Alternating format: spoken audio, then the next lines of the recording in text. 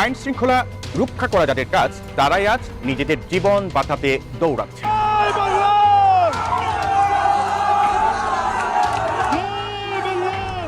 জামাত শিবির প্রশ্ন পুঁজি করে আওয়ামী লীগকে ফেরাতে চায় বা ফেরাচ্ছে বিএনপি সরকার।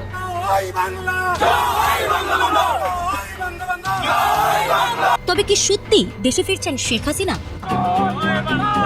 কার্যক্রম নিষিদ্ধ আওয়ামী লীগ আবারও মাঠের রাজনীতিতে ফেরার প্রস্তুতি নিচ্ছে, এমন আলোচনা চলছে রাজনৈতিক অঙ্গনে। দলটির লক্ষ্য বিকাল 4টার দিকে তারা জুটিকে মিছিল করে ফেলছে, তখন পুলিশও ভাবছে যে মিছিল করবে না, পুলিশ একটু মানে থানার দিকে মুভ করার একটা প্রচেষ্টা ছিল।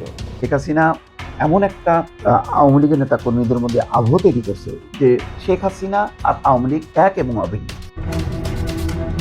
কলকাতায় অবস্থানরত দুজন নেতা জানান, শেখ হাসিনা এখন ব্যক্তিগতভাবে দলের কাঠামো পুনর্গঠনে মনোযোগ দিয়েছেন। এজন্য তিনি জেলা, উপজেলা ও ইউনিয়ন পর্যায়ের সংগঠকদের সঙ্গে সরাসরি যোগাযোগ রাখছেন। পুলিশ সেই মিছিলে বাধা দেওয়ার পরিবেশ পায়নি। তখনই আমরা বলেছিলাম যে এর পরবর্তীতে যেটা হবে সেটা হচ্ছে যে ব্যাপক ধরপাকড় শুরু হবে। আসসালামু আলাইকুম ওয়া রাহমাতুল্লাহ। বিডি নিউজ বক্সের নতুন একটি নিউজে আপনাদেরকে স্বাগতম। প্রিয় দর্শক, বাংলাদেশে বর্তমানে ঘটে যাওয়া বেশ কিছু চলমান ঘটনাবলীর মধ্য থেকে কয়েকটি গুরুত্বপূর্ণ খবর নিয়ে আমি আপনাদের সামনে হাজির হয়েছি, যার কিছুটা অংশ বিশেষ আপনারা সংবাদ শিরোনাম হিসেবে ভিডিওর শুরুতেই দেখেছেন। দর্শক, ভিডিওর শুরুটা দেখেই কিন্তু আপনারা বুঝতে পেরেছেন আজকের এই ভিডিওটি কতটা গুরুত্বপূর্ণ হতে চলছে। তাই দূর দূরান্ত দেশ ও দেশের বাইরে যে যেখান থেকে এই ভিডিওটি দেখার জন্য অন করেছেন তাদেরকে একটিমাত্র অনুরোধ করব, ভিডিওটি না টেনে শুরু থেকে শেষ পর্যন্ত মনোযোগ সহকারে এই ভিডিওটি দেখতে থাকুন। তো দর্শক, আর বেশি দেরি না করে চলুন দেখে আসি আজকের সেই কাঙ্ক্ষিত ভিডিওগুলো। তবে তার আগে আপনাদের একটিমাত্র অনুরোধ করব, যারা এখনো পর্যন্ত আমাদের এই চ্যানেলটি সাবস্ক্রাইব করেননি, অবশ্যই চ্যানেলটি সাবস্ক্রাইব করে পাশে থাকা বেল আইকনটি বাজিয়ে দিন।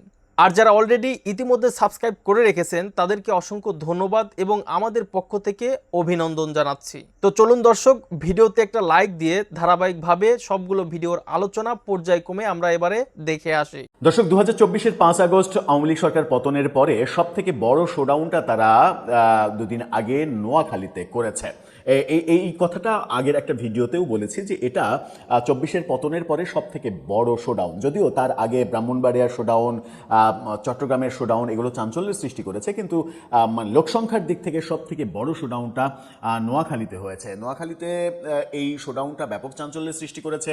পুলিশ সেখান থেকে সরে গেছে, পুলিশ বাধা দেয়নি কিংবা বাধা দেওয়ার পরিস্থিতি তাদের অনুকূলে ছিল না, এই ব্যাপারগুলো ঘটেছে। পুলিশ সেই মিছিলে বাধা দেওয়ার পরিবেশ পায়নি। তখনই আমরা বলেছিলাম যে এর পরবর্তীতে যেটা হবে সেটা হচ্ছে যে ব্যাপক ধরপাকড় শুরু হবে। চট্টগ্রামেও এই ঘটনাটা আমরা দেখেছি। চট্টগ্রামে ছাত্রলীগের মিছিল পরবর্তী ব্যাপক ধরপাকড়, অন্তত 70 জনের বেশি ধরপাকড় একই দিনে ঘটেছে বলে আমরা আলোচনা করেছিলাম। এবার নোয়াখালীতে শুরু হয়েছে গণগ্রেপ্তারের ঘটনা। তার মানে আওয়ামী লীগ এক ধরনের শোডাউন করার চেষ্টা একদিকে করছে, অন্যদিকে সরকার সেটা তাৎক্ষণিকভাবে মোকাবেলা করতে না পারলেও পরবর্তীতে ওই ভিডিও দেখে, চেহারা দেখে দেখে গ্রেপ্তার কিংবা সন্দেহভাজনদের গ্রেপ্তার করার অভিযানে নামছে। ব্যাপারটা কি সাংঘর্ষিক দিকে যাচ্ছে?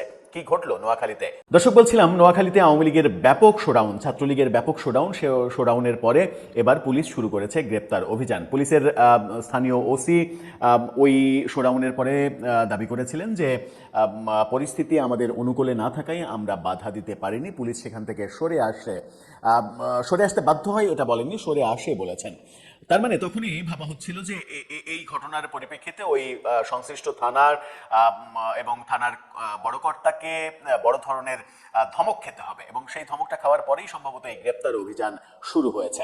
গতকালকে একই দিনে অন্তত 24 জনকে গ্রেপ্তার করা হয়েছে এমন তথ্য গণমাধ্যম নিশ্চিত করছে। সারা বাংলার এই খবরটা দেখে নিন। সেখানে বলছে নোয়াখালীতে নিষিদ্ধ ছাত্রলীগের মিছিল, আটক 24। এখন পর্যন্ত গতকালকে 24 জন আটক হয়েছে। এই রাতে, চলমান রাতে কিংবা আজকে দিনের বেলায় সেই সংখ্যা আরও বাড়বে বলে আশঙ্কা করা যেতেই পারে। জেলার সদর উপজেলায় ছাত্রলীগের বিক্ষোভ মিছিলকে কেন্দ্র করে যুবলীগ ও ছাত্রলীগের 24 জনকে আটক করেছে ইতিমধ্যে পুলিশ। গতকালকে দুপুর 2টার দিকে বিষয়টি নিশ্চিত করেছিলেন সুধারাম মডেল থানার ওসি তৌহিদুল ইসলাম, যিনি বলেছিলেন যে পুলিশ সেই মিছিলের জায়গা থেকে সরে আসে পরিস্থিতি নিয়ন্ত্রণের বাইরে থাকায়। ওই মিছিলে 1000-এরও বেশি কিন্তু নেতাকর্মী উপস্থিত ছিল, এরকম ভিডিও রয়েছে। এবং এই ব্যাপারে বিবিসি বাংলার সাবেক প্রধান সাবির মোস্তফা তিনি বলেছেন যে আওয়ামী লীগ যে হারে শোডাউন করতে শুরু করেছে তাতে করে তারা জানান দিচ্ছে যে তাদের ওপরে যে নিষেধাজ্ঞা সেই নিষেধাজ্ঞা যদি দীর্ঘমেয়াদী হয় তাহলে দেশে অরাজক পরিস্থিতি তৈরি হবে। তারা এই শোডাউনগুলো দিয়ে একটা দাবিও উত্থাপনের চেষ্টা করছে, বাস্তবতা উত্থাপনের চেষ্টা করছে যে তাদেরকে নিষিদ্ধ করে রাখা যাবে না। এখন বল তিনি বলেছেন যে বল সরকারের কোর্টে, সরকার কি সিদ্ধান্ত নেবে এটার উপরেই নির্ভর করছে রাজনৈতিক স্থিতিশীলতা কতটুকু থাকবে কিংবা কতটুকু বিনষ্ট হবে। বলেছেন যে রাতে উপজেলার বিভিন্ন জায়গায় অভিযান চালিয়ে তাদেরকে গ্রেপ্তার করা হয়েছে। আটক ব্যক্তিদের পরিচয় তাৎক্ষণিকভাবে প্রকাশ না করা হলেও পুলিশের দাবি তাদের মধ্যে 9 জন যুবলীগ এবং 15 জন ছাত্রলীগ কর্মী রয়েছে। মিছিলটা কিন্তু ছিল ছাত্রলীগের, তাহলে যুবলীগ কেন গ্রেপ্তার হলো? তার মানে যে আশঙ্কাটা একাধিক ভিডিওতে আমরা বলেছিলাম যে আওয়ামী লীগ কিংবা ছাত্রলীগ একদিকে শোডাউন করবে, অন্যদিকে ওই এলাকায় আওয়ামী লীগের অনুসারী আছে এমন লোকদের পাইকারি গণগ্রেপ্তারের শিকার হতে হবে। এটাই স্বাভাবিক। প্রত্যেকটা সরকার, বাংলাদেশের প্রত্যেকটা সরকার এই স্ট্র্যাটেজি অবলম্বন করেই তাদের সরকার পরিচালনা করেছে। এখানে শুধুমাত্র বিএনপি সরকারকে দায়ী করে কোনো লাভ নেই। অতীতেও আমরা দেখেছি, আওয়ামী লীগের আমলেও দেখেছি, প্রফেসর ইউনূসের আমলে ভয়ঙ্করভাবে দেখেছি, যেটা 54 বছর 55 বছরের বাংলাদেশের ইতিহাসে দেখা যায়নি, যেটা প্রফেসর ইউনূসের আমলে হয়েছে। এবং সব থেকে বড় অপশাসন, দুঃশাসনের স্মৃতি আমাদের ওই 1.5 বছরের স্মৃতি, সেটা আমরা সবাই জানি। পুলিশ এবং স্থানীয় সূত্র যেটা বলেছে যে বিভিন্ন জায়গায় অভিযান চালিয়ে এদেরকে গ্রেপ্তার করা হয়েছে এবং পুলিশ বলেছে যে অভিযান অব্যাহত রয়েছে। তার মানে জামাত শিবির প্রশ্ন পুঁজি করে আওয়ামী লীগকে ফেরাতে চায় বা ফেরাচ্ছে বিএনপি সরকার। দর্শক, হঠাৎ করে জামাতের বিরুদ্ধে বিএনপি যা ঘটাচ্ছে, যে সব বয়ান সামনে আনছে, এটা তো আওয়ামী লীগের চাইতে জঘন্য। এর অর্থ দাঁড়ায় যে জামাত কোপাও, জামাত কাটো। দর্শক, বিএনপি নেতা, এটা জাস্ট বিচ্ছিন্ন কোনো কথা নয়, মানে যেই বিএনপি নেতা, যেমন ইশরাক প্রো জামাত, ইসলামের বিভিন্ন সিম্বল তিনি ধারণ করেন এবং জামাতের লোকজনের সাথে অত্যন্ত চমৎকার সম্পর্ক ছিল যে বিএনপি নেতার ইশরাক। যেমন আল্লামা সাঈদীর সন্তানরা ইশরাকের জ্বর হলেও দেখতে আসতেন এবং তিনিও সবার খোঁজ খবর রাখতেন। ঢাকা মহানগরীর দক্ষিণ জামাতের লোকজনের খোঁজ খবর রাখতেন ইশরাক। যেমন জামাতকে শিবিরকে অত্যন্ত ভালোবাসতেন, তাদেরকে শক্তিশালী, সাহসী মনে করতেন। সেই ইশরাক এখন বলছেন যে 24 ঘন্টার মধ্যে জামাত শিবির মুক্ত করা সম্ভব, বাংলাদেশকে রাজাকার মুক্ত করা সম্ভব, এটা বলে মূলত জামাত শিবির মুক্ত করা সম্ভব এটাই বোঝাচ্ছেন। সেই ইশরাক বলছেন গণহত্যার দায়ে, মানে আওয়ামী লীগ জামাত সমান, আওয়ামী লীগের বিরুদ্ধেও গণহত্যার অভিযোগ আছে, জামাতের বিরুদ্ধেও গণহত্যার অভিযোগ আছে, অতএব এই দুইটা সমান। এটার অর্থ কি? এটা কেন বলছে? তার মানে গণহত্যার দায় নিয়ে যদি জামাত রাজনীতি করতে পারে, তাহলে গণহত্যার দায় নিয়ে আওয়ামী লীগ কেন রাজনীতি করতে পারবে না? তাদের আসল যুক্তি হচ্ছে এটা। গণহত্যার অভিযোগ তো জামাতের বিরুদ্ধে আছে, তারা তো রাজনীতি করে, ঠিক আছে, আওয়ামী লীগের বিরুদ্ধে গণহত্যার অভিযোগ, তারাও রাজনীতি করবে। আর গণহত্যার অভিযোগে তথাকথিত বিচার জামাত নেতাদের হয়েছে, তাতে কি? তারপরে তো জামাত রাজনীতি করে, তা আওয়ামী লীগ নেতাদের বিচার হবে, তারপরে তারা রাজনীতি করবে। আওয়ামী লীগ কি বলে রাজনীতি করবে?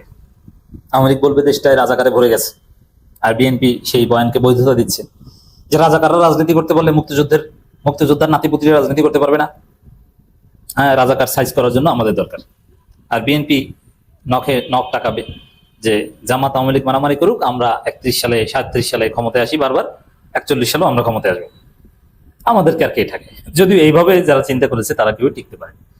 এরকম চিন্তার ফল হবে আওয়ামী লীগের মতো পতন। দিন শেষে জনগণ আওয়ামী লীগকে ফিরিয়ে দেবে না। হ্যাঁ, আমি যেটা বলি যে আওয়ামী লীগ রিফাইন্ড আওয়ামী লীগ হিসাবে বা অন্য যে কোনো ভাবে ফিরবে, তবে 4th বা 5th লার্জেস্ট দল হিসেবে 1st বা 2nd হতে পারবে বলে মনে হচ্ছে না। আর বিএনপির চিন্তা হচ্ছে এরকম যে আওয়ামী লীগকে যদি আমরা ফিরাই, রিফাইন্ড আওয়ামী লীগকে, একদম হাসিনার আওয়ামী লীগকে ফিরতে দেবে না। হাসিনার কথা যে বলবে তাকে ঠিকই বিএনপি পিটাবে, কিন্তু সেলিনা হায়াত আইবি কিংবা রিফাইন্ড আওয়ামী লীগ যেটা মান্নানের অনুসারী কিংবা সাবির হোসেন চৌধুরীর অনুসারী, মানে এই আওয়ামী লীগ যারা করবে তাদেরকে কিছু বলবে না। তো বিএনপি মনে করছে যে মূল কম্পিটিশনটা হবে জামাত আওয়ামী লীগের, কিন্তু বিএনপি অল ইন অল, বিএনপির বিরুদ্ধে কোনো গণহত্যার অভিযোগ নাই, আর জামাতকে গালি দিবে আওয়ামী লীগ, এটা বলে রাজনীতি করবে যে জামাতকে ঠেকাও, আর জামাত বলবে যে আওয়ামী লীগ ঠেকাও, আর সুযোগে বিএনপি তার আবার ক্ষমতা আসবে। এই হচ্ছে বিএনপির চিন্তা। এই জন্যে বিএনপি যে আওয়ামী লীগকে এখন ফেরাতে চায় বা ফেরানোর যে উদ্যোগ নিয়েছে, তাদের পয়েন্ট হচ্ছে জামাত শিবির, যে জামাত শিবিরকে পুঁজি করে, যে জামাত শিবিরের অধ্যত্ব বেড়ে গেছে, স্বাধীনতা বিরোধীদের অধ্যত্ব বেড়ে গেছে, রাজাকারদের অধ্যত্ব বেড়ে গেছে, সব জায়গায় রাজাকারময় হয়ে যাচ্ছে, এটাকে ব্যালেন্স করার জন্য মুক্তিযোদ্ধা দরকার। অথচ এইগুলো হচ্ছে পুরোটাই নোংরা রাজনীতি, কারণ বাংলাদেশে কোনো স্বাধীনতা বিরোধী নেই। কার্যক্রম নিষিদ্ধ আওয়ামী লীগ আবারও মাঠের রাজনীতিতে ফেরার প্রস্তুতি নিচ্ছে, এমন আলোচনা চলছে রাজনৈতিক অঙ্গনে। দলটির লক্ষ্য জামাতে ইসলামী ও জাতীয় নাগরিক পার্টি এনসিপিতে বাড়তে থাকা প্রভাব ঠেকিয়ে নিজেদের জায়গা পুনরুদ্ধার করা। সংশ্লিষ্ট সূত্রগুলো বলছে, আওয়ামী লীগ মনে করছে বর্তমান রাজনৈতিক পরিস্থিতিতে একটি অংশের মানুষ বিকল্প রাজনৈতিক শক্তি খুঁজছে। বিশেষ করে জামাত নেতৃত্বাধীন 11 দলীয় জোটে এনসিপির সঙ্গে তৈরি হওয়া দূরত্ব এবং বিভিন্ন ইস্যুতে বিরোধকে কাজে লাগিয়ে রাজনীতিতে ফেরার সুযোগ নিতে চায় দলটি।